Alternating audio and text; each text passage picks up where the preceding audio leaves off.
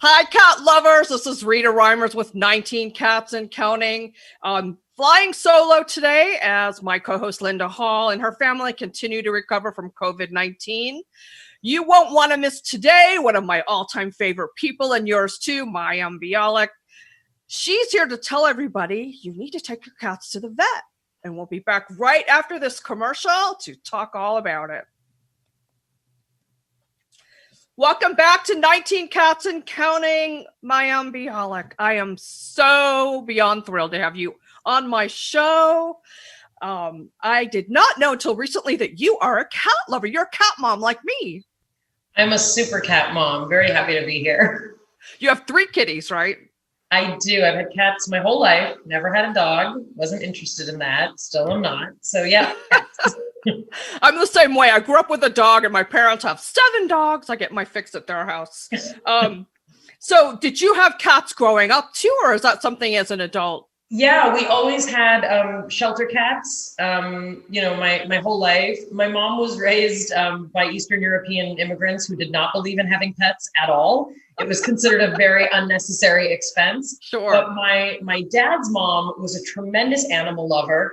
And she was the kind of lady who had a bird that visited her every day at her kitchen window in Long Island. She was an animal whisperer. She was like a Dr. Dolittle. So my dad grew up with pets and they always had a weird chihuahua, but we became a cat family. So yeah, I've had cats my whole life. I love it. So you got the cat whisperer gene. I got the cat gene, correct. And I so love your work. I'm such a big admirer of yours.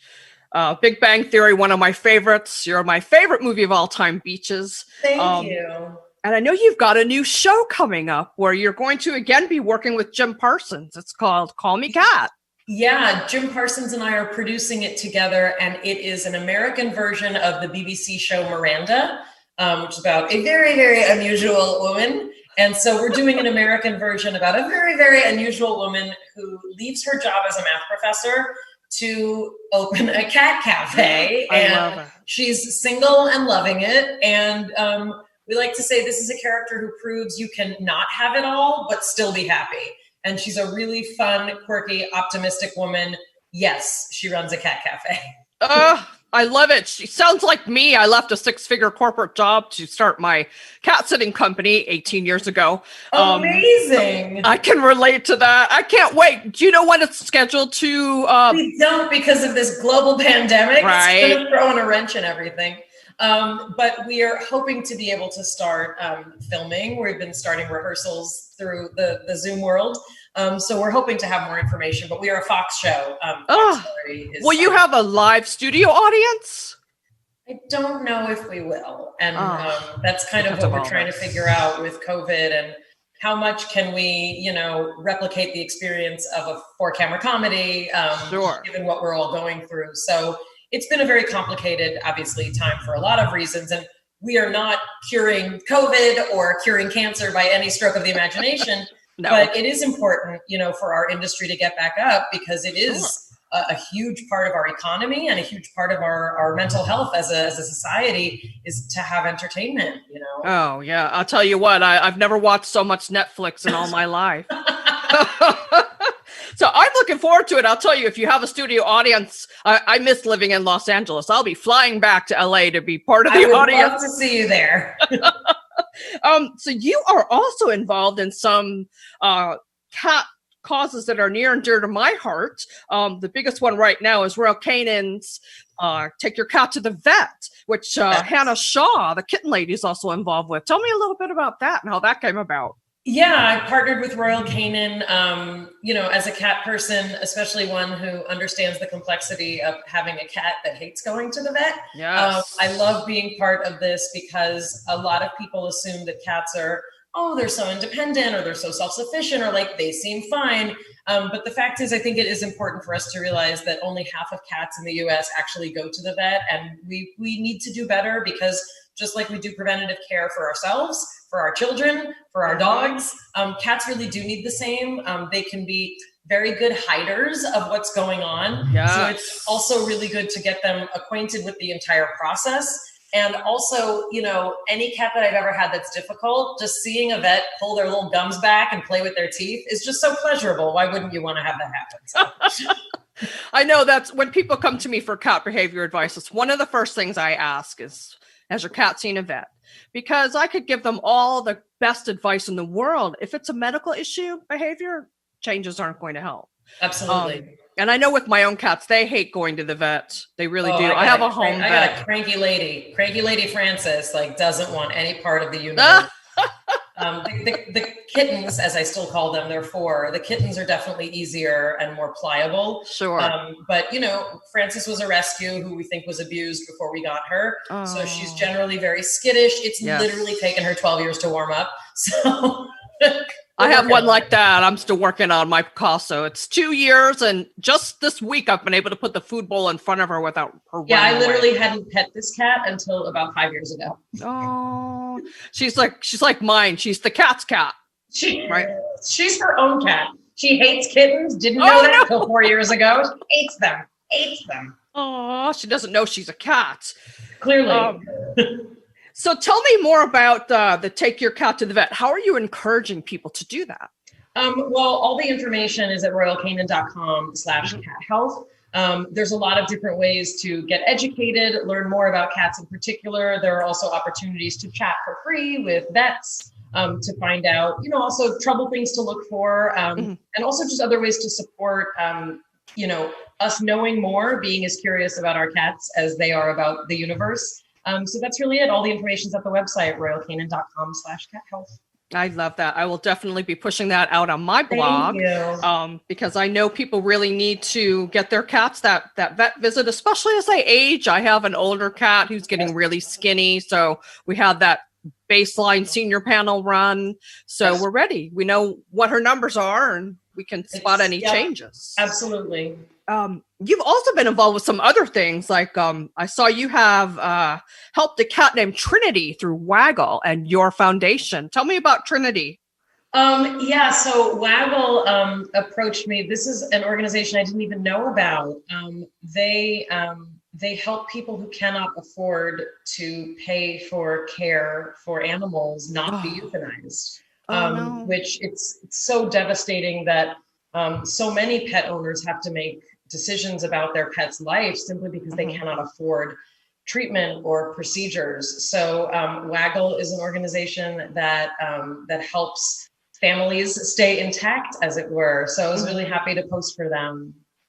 I love that. I know that is such a gut-wrenching decision. Thankfully, I've never been in that position, but I know people who have, and it's tough. You want to give your cat every chance, but sometimes you just can't afford it.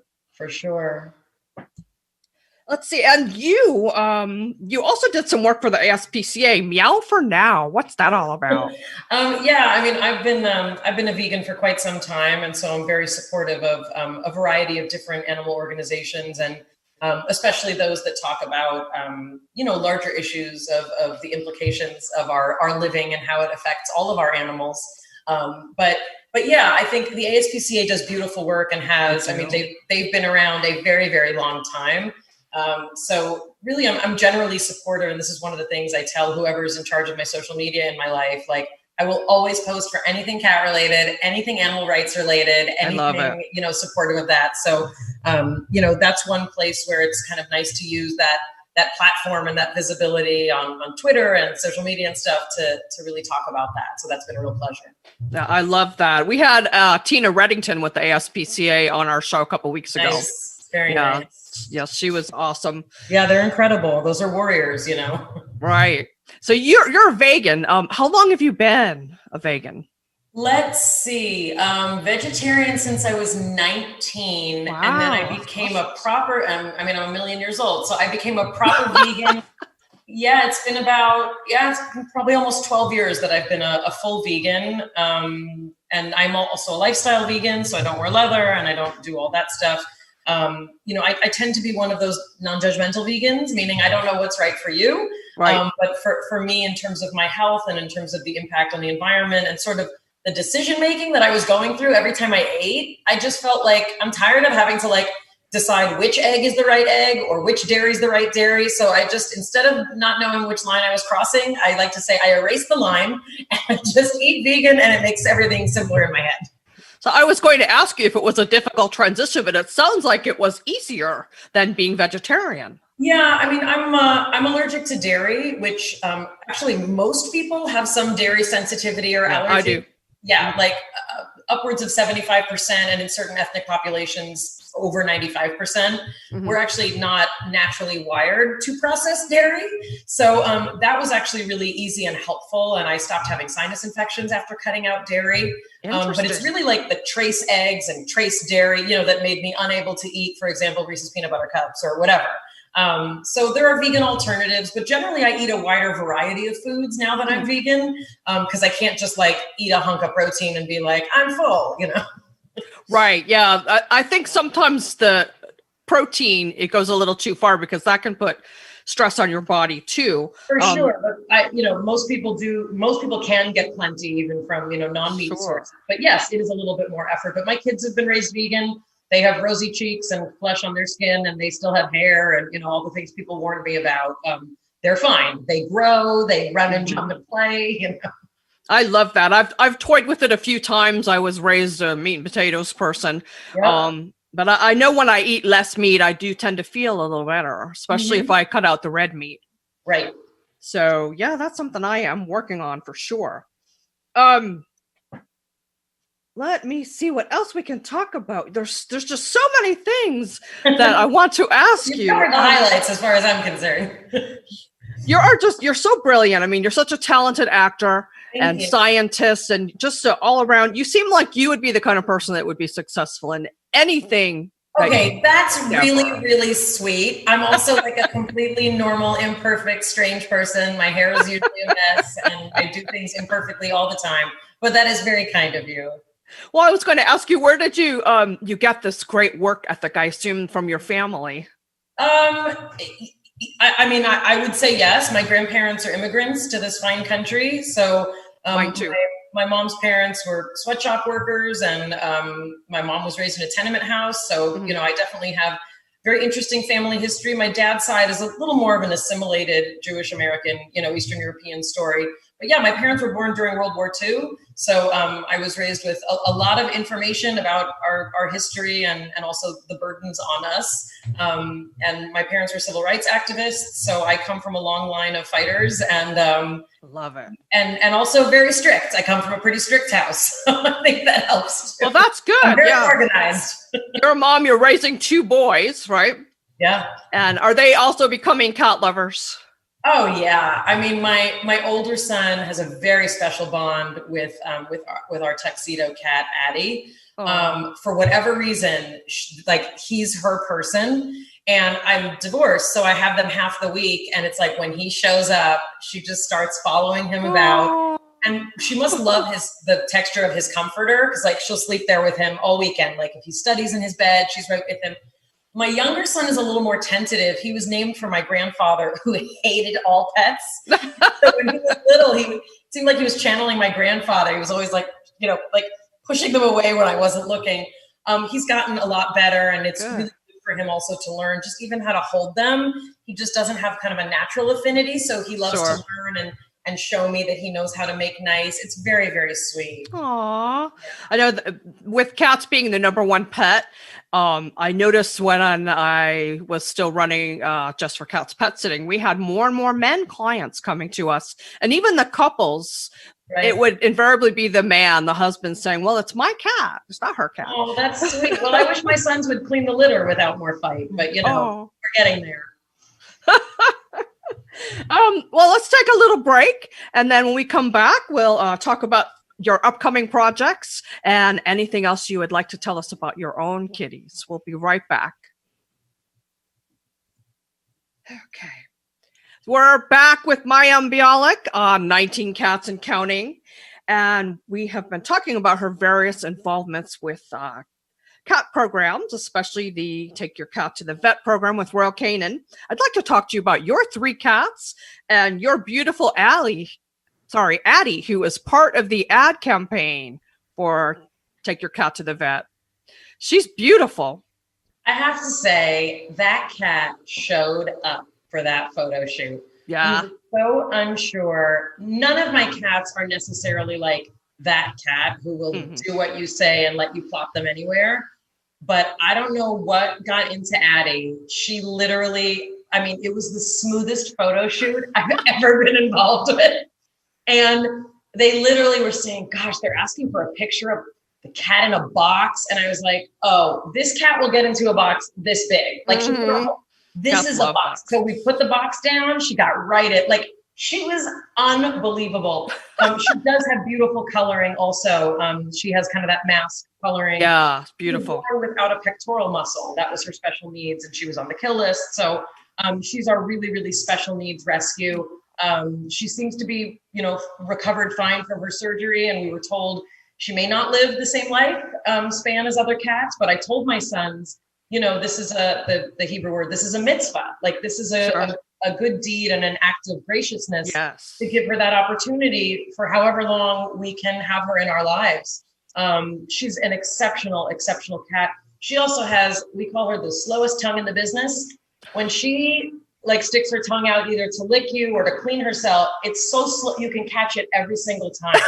So this is like our thing. Almost every picture you take of this cat, her tongue is out because it's really slow. Also the sharpest tongue we've ever experienced and very slow. That's Addie. That sandpaper tongue when they try to bathe you. It's like literally like razor blades, but so slow, and you can catch it. And she seems to think it's fun. Nobody seems upset. So, did you choose her because you thought she would be the most cooperative, or you just didn't know? No, I was actually on a talk show in New York when my last book came out, and they were having a Clear the Shelters segment.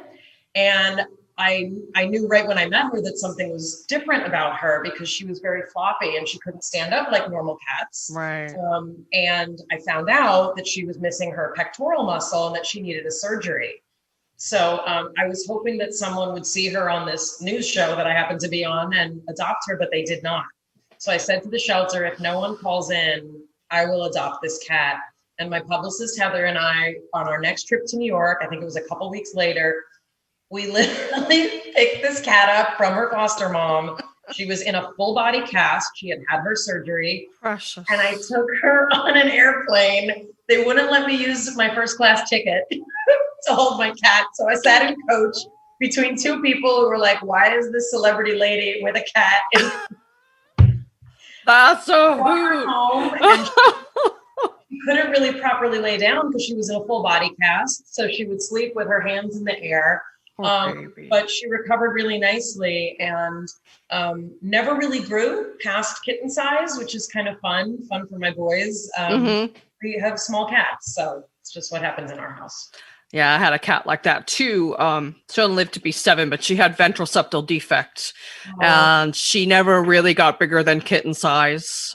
But she was a sweetheart, and like you said, it was a mitzvah because every vet told me that they normally put kittens like that down, and they told me she wouldn't live past 6 months. Well, I wouldn't put her down, and I had her for almost 7 years. So that's beautiful. Yeah, however long you have Addie is a bonus. Absolutely. So you have also, in addition to Call Me Cat coming up, you have a movie coming up, As Sick as They Made Us. Tell me a little bit about that movie. Well, what I have is I have a script and I have a cast. But because of COVID and the universe, we have not filmed it. Sure. But I wrote my first screenplay, about 4 years ago.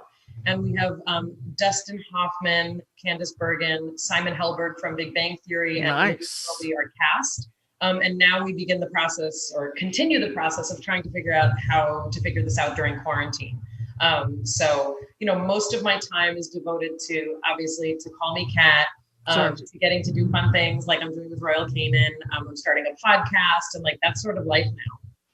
Tell me about your podcast. I'm starting a podcast about mental health. I'm trained as a neuroscientist, and I, in particular, worked in the Neuropsychiatric Institute at UCLA. So I'm doing a podcast. We're calling it Mayim Bialik's Breakdown, and our little landing page is bialikbreakdown.com.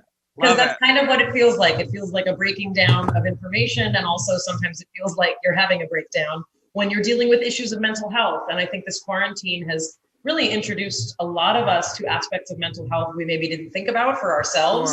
Sure. And honestly, it's not unrelated to the fact that like we're home a lot, which is my cats living their best life. They're super excited I'm home a lot. Oh, sure. They love it.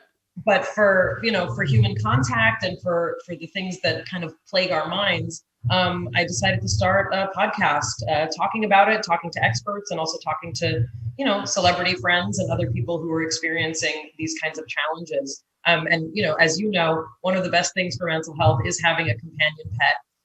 I would argue cat over dog, but that's just because I'm a cat person. Oh, if it wasn't for my cats, I would have gone stir crazy a couple months ago. Exactly. I moved back to the Carolinas to be near my parents, and they're 5 minutes away from me.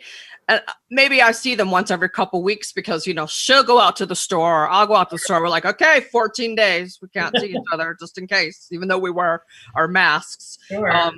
Thank you for wearing a mask. My usual co-host to the show, Linda Hall, she has COVID-19. Her husband has it. He brought it home from work.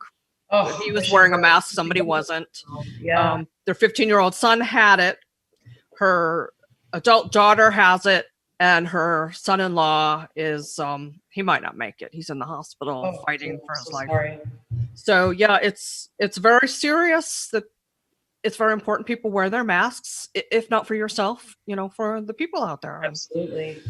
You never know who you're going to give it to.